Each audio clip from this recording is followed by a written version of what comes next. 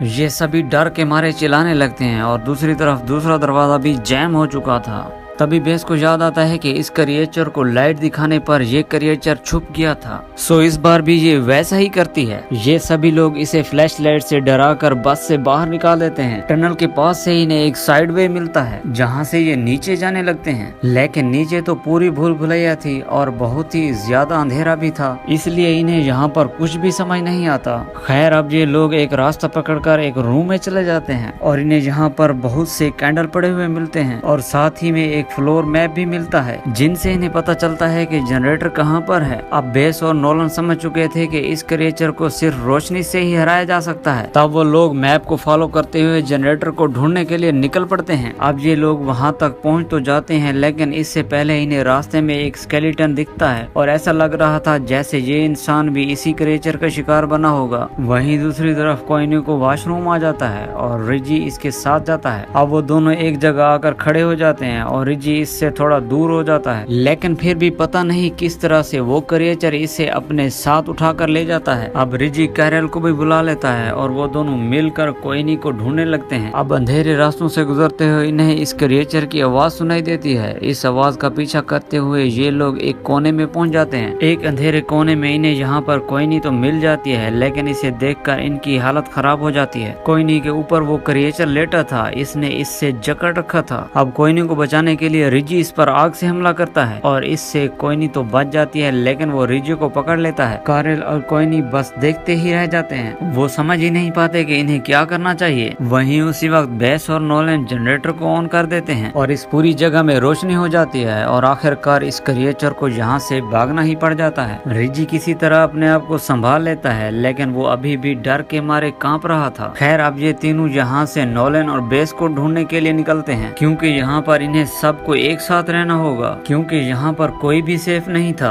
वहीं generator on करते ही base और नोलन को वहाँ की हालत दिखती है। इसे देखकर लग रहा था कि वहाँ पर कोई रहता हो और दीवार पर बहुत सारे मिसिंग पोस्टर लगे हुए थे और वहाँ पर इस क्रिएचर के स्केचेस बने हुए थे और वहाँ पर कुछ पेपर थे और एक डायरी जिस पर जोली और सार्वी का नाम लिखा हुआ था। और ये वही लड़का था जिसे हमने मूवी की शुरुआत में भागते हुए देखा था। ये 40 साल पुरानी बात है। गोलियो, सार्वी और इसकी बहन ऐसे ही टहलते टहलते इस क्रिएचर की टनल में आन पहुंचे थे। इन्हें एडवेंचर बहुत पसंद था, लेकिन गोलियों ने कभी सपने में भी नहीं सोचा होगा कि इसकी बहन की जान एक ऐसे ही एडवेंचर में जाएगी, और वो भी इस क्रिएचर के हाथों। इस वक्त इसकी बातों पर किसी ने यकीन नहीं किया, ना इसके पेरेंट्स ने और ना ही पुलिस ने। लेकिन गोलियों ने अपनी खोज जारी रखी और 20 साल बाद इसी टनल में वापस आ गया और इसी टनल को अपना घर बना लिया और यहीं रहकर इस क्रिएचर के बारे में सारे क्लू इकट्ठे करने लगा। इसे भी इस क्रिएचर के लाइट सेंसिटिव होने के बारे में पता था, इसलिए इसने एक हाई वोल्टेज मशीन बनाई जिसकी रोशनी से वो इस क्रिएचर को काबू में कर सकते थे। लेकिन इसके पूरा होने से पहले ही इनकी जान भी चली गई थी और अब इसके पूरे 20 साल बाद इनका ग्रुप इस भूल भुलैया में आ फंसा था। इन्हें यहाँ पर ये पता चलता है कि ये क्रिएचर एक पैरासाइट की तरह है। पहले तो इन पांचों का प्लान इस टनल से बाहर निकलना था, लेकिन अब इन्हें रियलाइज होता है कि गोलियों का अधूरा काम पूरा करना चाहिए, वरना इस तरह से ये क्रिएचर आधे शहर को खा जाएगा। और वैसे भी इस क्रिएचर के जिंदा रहते हुए ये लोग यहाँ से जा भी नहीं सकते थे। कोइनी बहुत ज्यादा कमजोर हो चुकी थी और वो ज्यादा भाग नहीं पा रही थी, इसीलिए वो लोग एक प्लान बनाते हैं। गोलियों की इस मशीन को ढूंढ निकालते हैं और इसके सभी कनेक्शन को आपस में जोड़ देते हैं। अब ये मशीन काम के लायक बन चुकी थी। तब नोलन एक बार फिर से जनरेटर को ऑफ कर देता है। रेडियो की आवाज और कोइनी के खून की बू से इस क्रिएचर को बाहर निकलने के लिए ललचाया जाता है। प्लान तो ये था कि इस क्रिएचर के मशीन के सामने आते ही बेस जनरेटर को ऑन कर देगी, रोशनी से ये क्रिएचर अंधा हो जाएगा और तभी ये लोग इसे जलाकर मार डालेंगे। खैर अब ये लोग अपना प्लान शुरू करते हैं और वो क्रिएचर इनके सामने भी आ जाता है, लेकिन जनरेटर का हैंडल इतना ज्यादा टाइट था कि बेस इसे उठा ही नहीं पा रही थी। रिजी इस क्रिएचर के सामने था, वो इसकी सांसें सुन सकता था। अब नोलन इसे बचाने के लिए आवाज निकालकर इसका ध्यान अपनी तरफ खींच लेता है और नोलन को बचाने के लिए बेस भी इसी तरह से आवाज निकालती है। अब एक बार फिर से ये इस क्रिएचर को खून से ललचाकर इस मशीन के पास लेकर आते हैं और नोलन पूरी जान लगा लगाकर इस हैंडल को खींचता है और अचानक से हाई वोल्टेज रोशनी से पूरा कमरा भर जाता है और इस बार इस क्रिएचर की हालत खराब हो जाती है। तीनों लड़के मिलकर इस क्रिएचर पर हमला कर देते हैं और वो दो लड़कियां मैप को फॉलो करती हुई बाहर की तरफ भागती हैं। बाहर सुबह हो चुकी थी और दिन की रोशनी में वो क्रिएचर इनका कुछ भी उखाड़ नहीं सकता था और इन्हें लगता है कि शायद ये बच गई, लेकिन इन्हें गलत साबित करने के लिए वो क्रिएचर पीछे से आ जाता है। बेस और क्वेनी डर जाती हैं, लेकिन असल में ये इनके प्लान का ही एक हिस्सा था। हम टनल के अंधेरों से तीनों लड़कों को बाहर आते हुए देखते हैं जो हाथों में मशाले लेकर आ रहे थे। सामने सूरज की रोशनी थी और पीछे आग। ये क्रिएचर इनके जाल में फंस चुका था और मौका देखते हुए ये क्रिएचर को आग लगा देते हैं और इनके सामने ही ये क्रिएचर जलकर राख बन जाता है और आखिरकार ये तीनों सेफली इस टनल से बाहर निकल पाते हैं। अब कोयनी का इलाज किया जाता है और ये लोग पुलिस को भी बताते हैं, लेकिन कोई भी इन पर यकीन नहीं करता। अब अगले दिन कुछ ऑफिसर चेक करने के लिए यहाँ आते तो हैं, लेकिन इन्हें यकीन था कि यहाँ कुछ भी नहीं होगा। लेकिन टनल में एंटर होते ही किसी जानवर के गुर्राने की आवाज सुनाई देती है और अचानक इनका टॉर्च खराब हो जाता है और हमें इनके पीछे अंधेरे में वही क्रिएचर नजर आता है। इस ऑफिसर के साथ क्या होता है ये तो हमें नहीं दिखाया जाता, लेकिन अंधेरे में इसकी चीखें जरूर सुनाई देती हैं,